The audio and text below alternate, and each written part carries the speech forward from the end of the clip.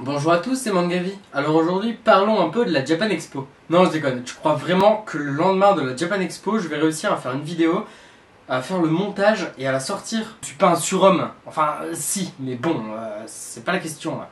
La vraie vidéo sur la Japan Expo arrivera sous peu en tout cas, pas d'inquiétude. Donc la vidéo que tu es en train de regarder, je l'ai tournée avant la Japan Expo. Ouais, malin, pour une fois que je pense à faire un truc à l'avance, tu devrais être content et lâcher un pouce bleu. Ah bah là on va totalement changer de registre avec cette vidéo, hein, ça c'est sûr. On va partir sur un peu des trucs crades, ce sera pas la joie, et tu vas pas vraiment te sentir bien, te sentir à l'aise, tu vois. Mais reste un peu positif, y a pas que des trucs bizarres là-dedans, t'en fais pas. Sinon j'en parlerai pas et je l'aurais pas forcément lu. Donc tu l'auras compris, aujourd'hui on va parler de Fire Punch réalisé par Tatsuki Fujimoto. Tu en as sûrement déjà entendu pas mal parler parce qu'on le voit partout en ce moment. Mais surtout ne t'enflamme pas, la vidéo va arriver tout de suite. Oh non, je viens de faire un vieux jeu de mots tout pourri que j'avais déjà fait dans une vidéo.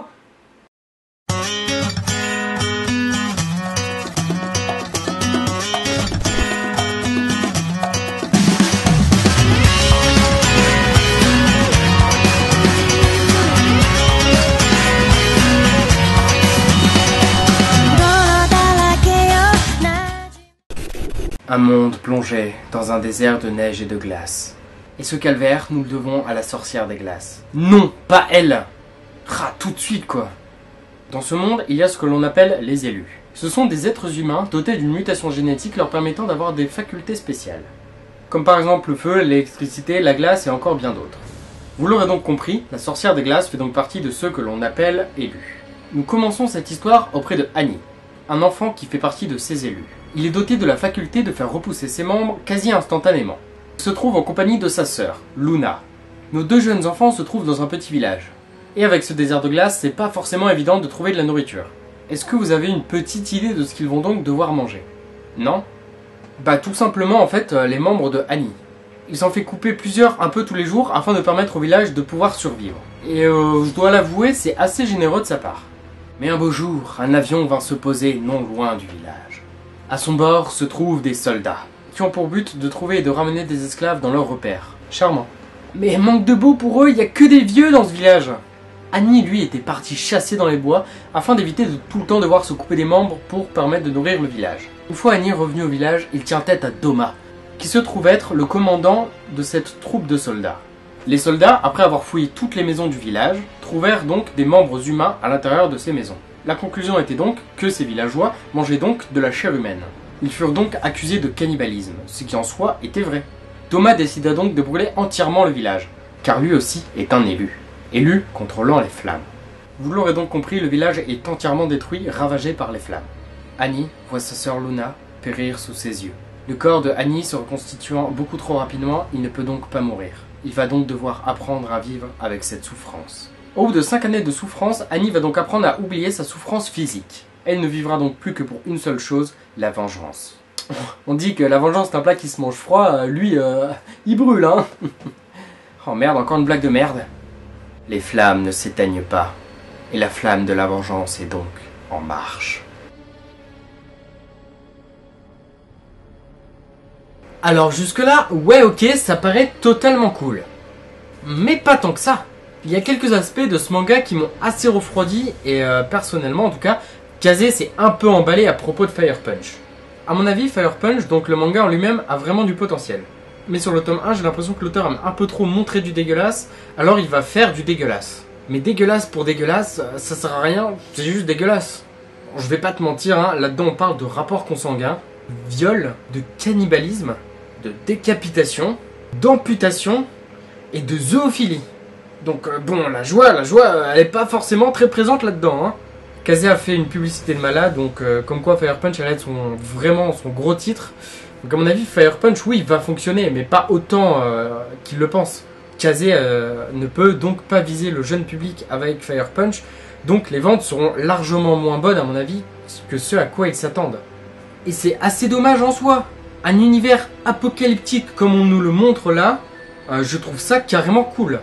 Ça faisait un peu, tu sais, survival dans le sens où il y a forcément quelques petits villages par-ci par-là qui tentent de survivre. Donc forcément les plus gros villages vont vouloir un peu rouler sur les plus petits villages. Mais du coup, il y avait une ambiance que j'aime et que j'ai ressentie. Et c'est dommage donc qu'il y ait autant de trucs dégueulasses, parce que moi ça m'a carrément refroidi. Des mutations génétiques permettant donc à certaines personnes de pouvoir renverser un peu n'importe quelle situation quand ça va arriver, moi je trouve ça cool. Du coup c'est un peu imprévisible tout ce qui peut se passer, parce qu'un pouvoir peut du coup en niquer un autre. Et enfin je sais pas, il y avait quelque chose pour moi qui s'avérait être très intéressant, et qui pour le tome 1 n'est que très peu développé, et qui donc pour le tome 2 me fait un peu peur. Peur dans le sens où le tome 1 aurait pu être très bon si il n'y avait pas eu tous ces côtés que je n'apprécie pas. Et c'est donc dommage, car un univers post-apocalyptique dans la neige comme ça, moi j'en vois peu, et donc j'avais quand même assez hâte de lire quand j'avais lu un peu les premières pages. Et plus j'avançais dans le tome, plus cette hâte, elle disparaissait totalement quoi. Par contre, j'ai beaucoup aimé le dessin.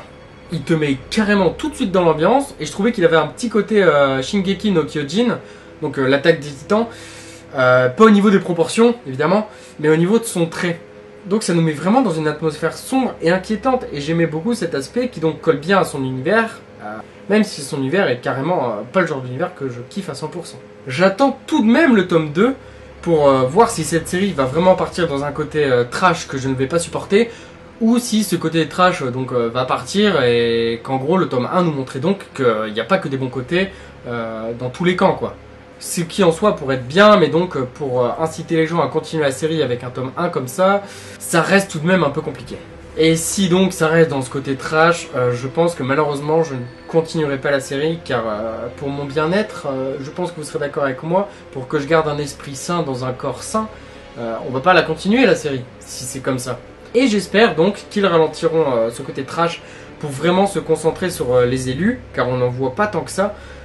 Et il y a un grand mystère un peu qui se met en place autour de ce qu'on voit vers la fin du tome, donc j'ai quand même envie de savoir ce qui va se passer dans le tome 2. Et j'espère aussi que cette vidéo ne vous aura pas freiné totalement sur l'envie de commencer cette série si vous aviez envie de la commencer.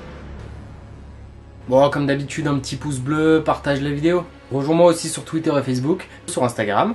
J'espère en tout cas que la vidéo t'a plu, et surtout n'oublie pas, bisous sur tes fesses.